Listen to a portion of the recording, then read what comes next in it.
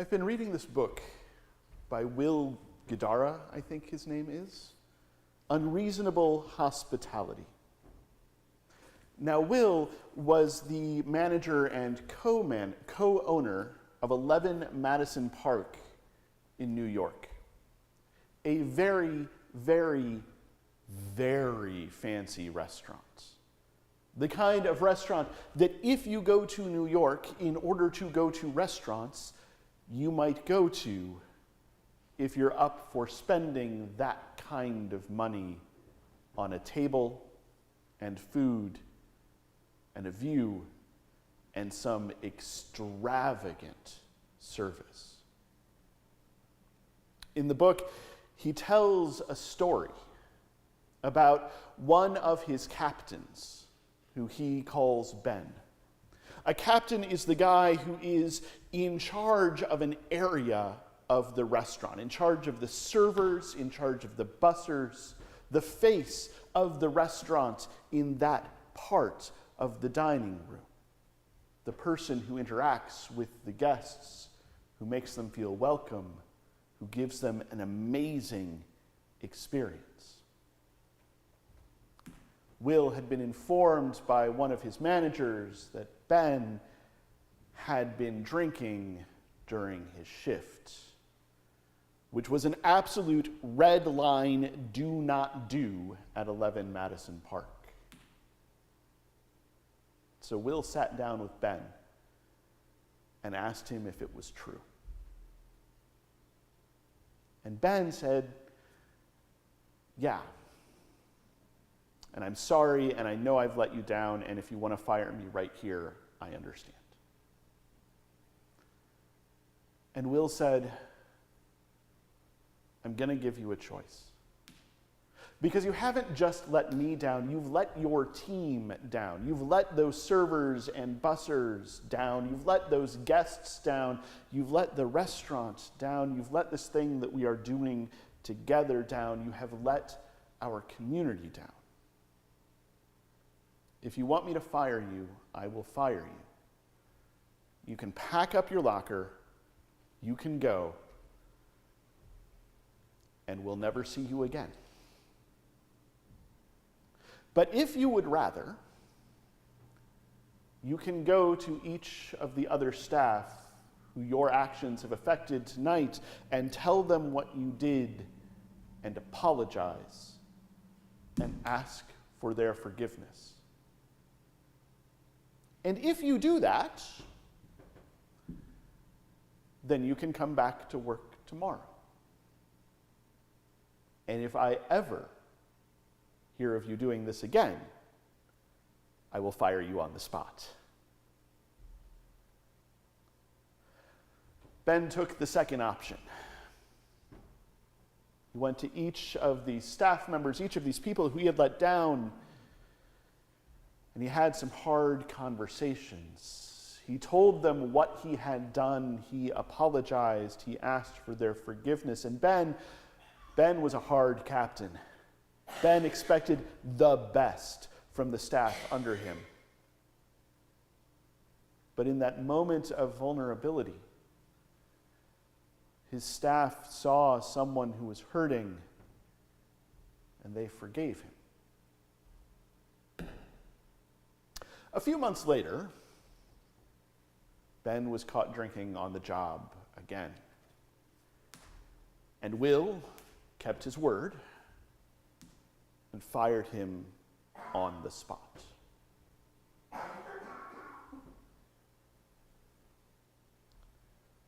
I'm telling you that story for a couple of reasons. First, because that act of mercy that Will showed at the beginning was an amount of unreasonable hospitality that very few staff in a restaurant like 11 Madison Park would ever experience. I'm sure we have all had those bosses who we expect if we ever mess up, they will get rid of us immediately. But Ben was shown some grace and some mercy. And I am telling you that story because what I am about to say, if taken to an extreme, can feel dangerous.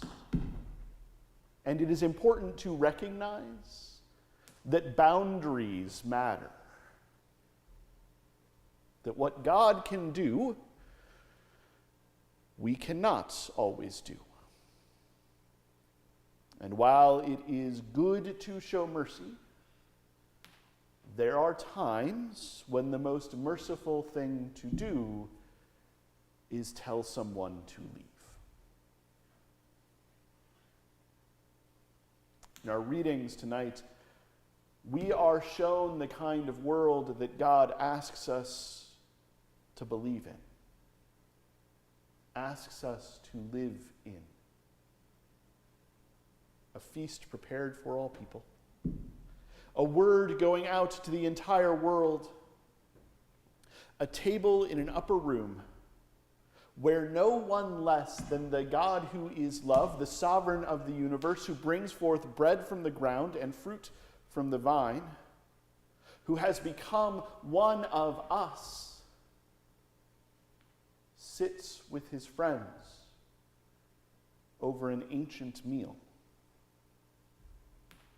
He has invited them in. He has washed their feet. He is about to serve them bread and wine. And he knows exactly who they are.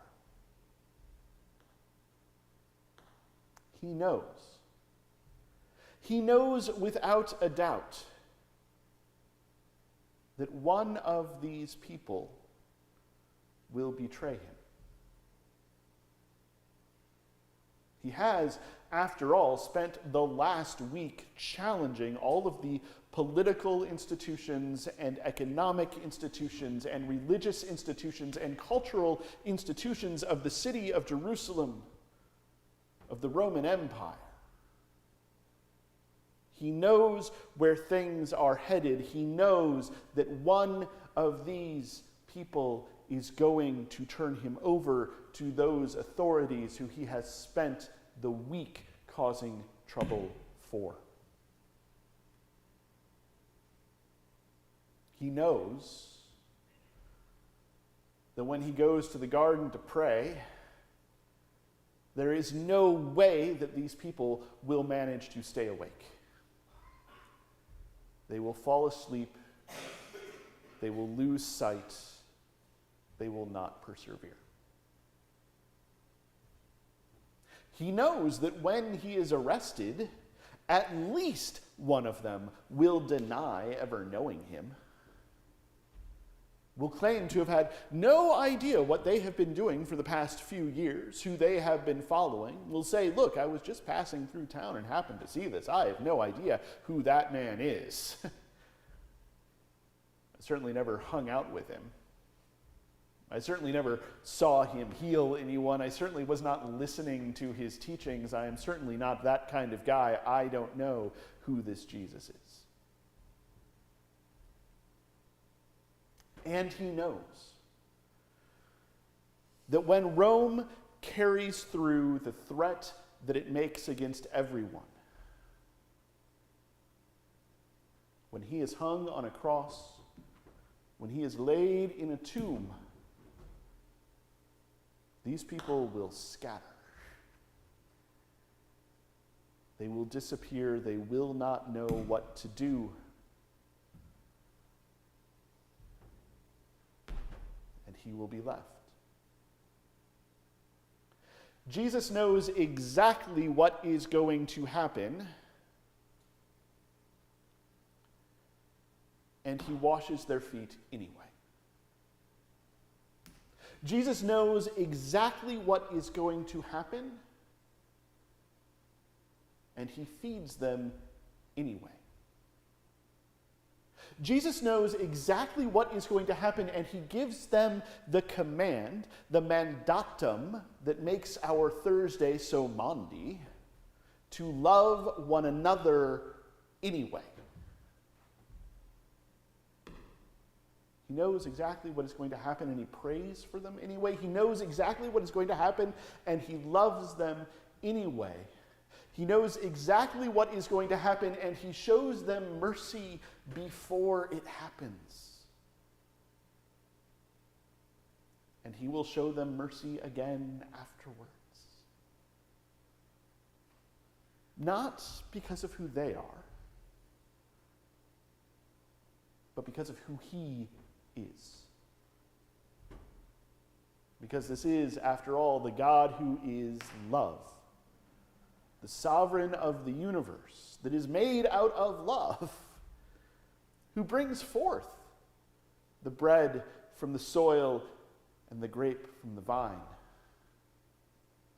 who has come into the world as one of us to show us exactly this love that we cannot imagine, this love that we can barely attempt to imitate, this love that we can't get enough of,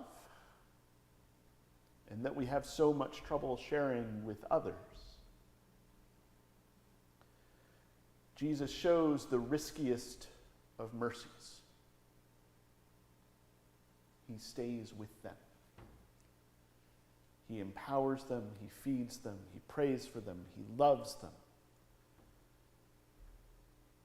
even though he knows what they are going to do. And this matters, of course, because we are them, and they are us. There is not a person in this room, or watching online, or sitting at home because it was raining at 6 o'clock, who has not betrayed Jesus. There is not a person in this room who has not denied Jesus.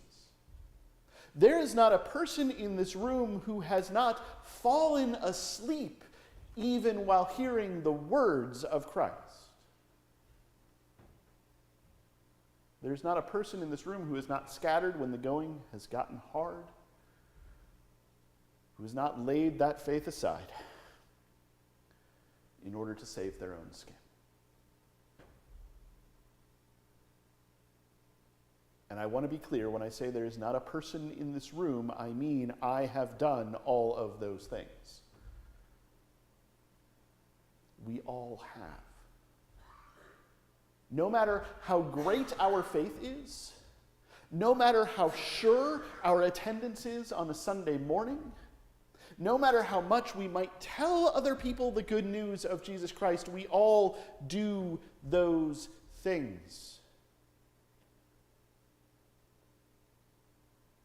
And Jesus shows us mercy by loving us anyway. Not because of who we are, but because of who he is.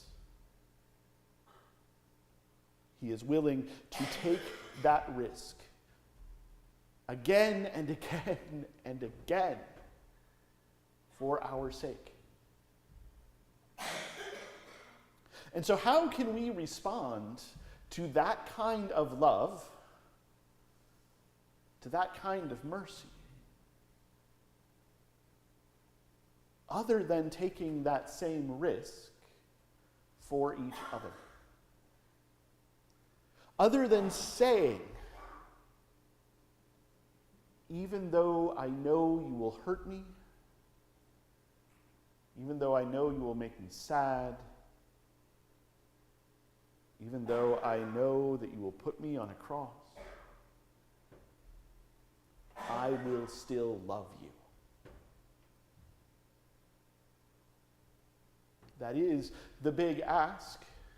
That is the commandment. That is the mandatum that makes our Thursday so Maundy. That command not just to love in some sweet, ethereal, cute way, but to love in that hard way, to love in that difficult way, to love in that way that, yes, sometimes hurts. Because it is just possible that after that hurt, when the seed of that love blossoms, something more amazing comes out. A deeper and truer love for everyone.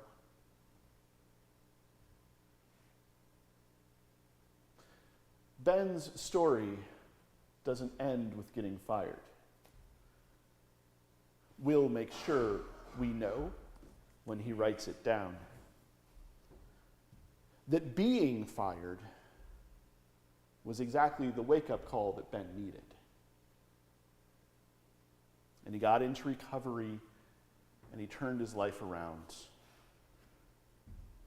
And he has a successful career in the restaurant industry, a place where a lot of screwed up people have successful careers.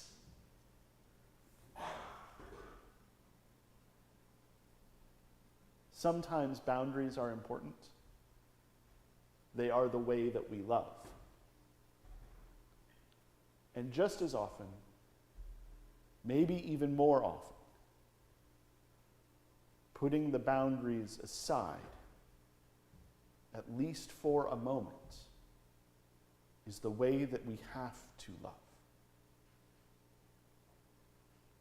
Because if we are to have any hope at all, in all of our brokenness, in all of our screwed upness, we must have faith that that is exactly how God loves us.